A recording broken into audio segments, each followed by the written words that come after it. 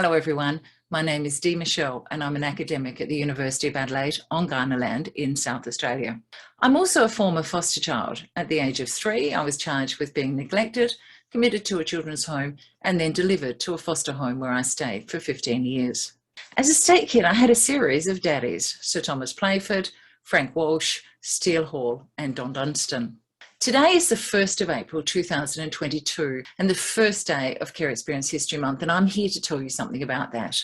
April 2021 was the first ever Care Experience History Month. It was the initiative of Who Cares Scotland, a Scottish organisation working with care experienced young people and care leavers across Scotland. Who Cares Scotland invited activists and allies from around the world to commemorate the history of care experienced people in their country. Throughout April 2021, people across the globe came together to understand and learn the history of the care experienced community. By care experience, we mean people whose childhoods have been disrupted by being orphaned, by being abandoned by parents, by being removed from parents by the state. Like Moses, who is revered in Judaism and is one of the most important prophets in Christianity and Islam. Moses was taken in by the Pharaoh's daughter after the Egyptian Pharaoh commanded all Hebrew boys be killed. Like Muhammad, the founder of Islam, whose father died before he was born and whose mother died when he was only 6. Muhammad then lived with his grandfather and later with an uncle.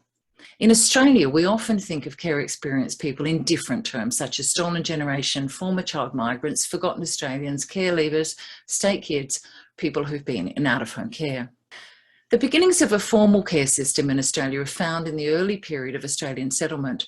However, the focus was certainly not on the quality of the care for children. The preference for institutional care or foster care has fluctuated across time and place here.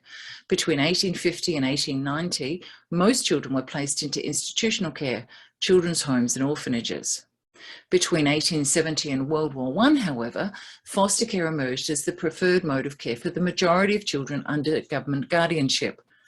During the interwar years, there was a shortage of available foster carers, and as a result, more children were placed in orphanages and children's homes. Then these large institutions began to close their doors in the 1970s, and by the 1980s, foster care was once again where most children were placed.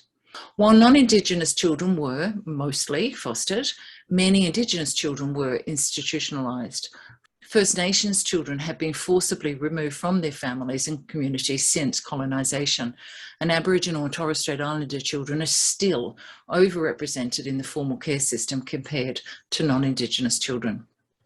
Today, kinship care, care with an extended family, is the preferred option for state-organised out-of-home care.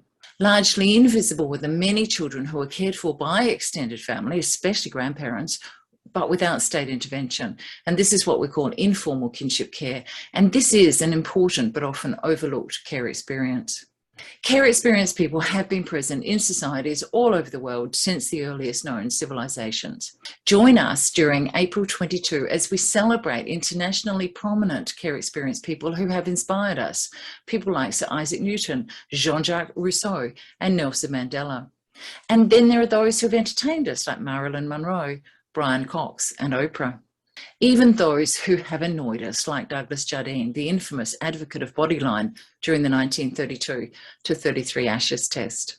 Join us as we celebrate significant Australians who were care experienced, such as Luigi O'Donoghue, Charlie Perkins, David Bartlett, Archie Roach, Ruby Hunter, and a host of others who might not be so well known, but who have all contributed to the Australian community. As we're celebrating, we do need to also keep in mind that as a result of oppression and systemic racism, classism, sexism, not all care experienced people have been given the opportunity to realise their full potential. If you'd like more information about the events for Care Experience History Month 2022, you can hop on over to the website, visit us on Facebook and Twitter, or send us an email.